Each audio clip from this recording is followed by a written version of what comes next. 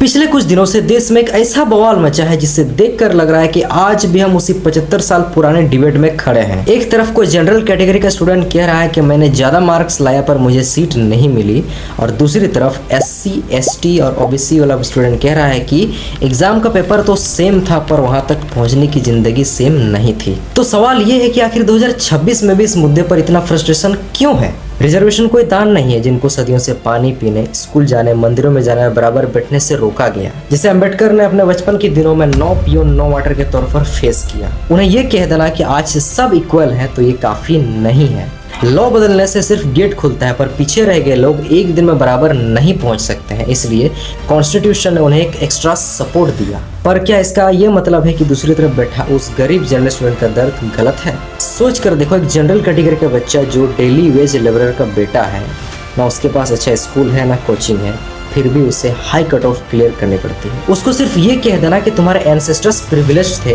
तो इस बात से उसकी प्रॉब्लम सॉल्व नहीं होगी। और जब एक तरफ लाखों एस्पिरेंट और लिमिटेड सीट्स हो तो हर किसी को रिजर्वेशन अपना पर्सनल लॉस लगने लगता है। तो सॉल्यूशन क्या है?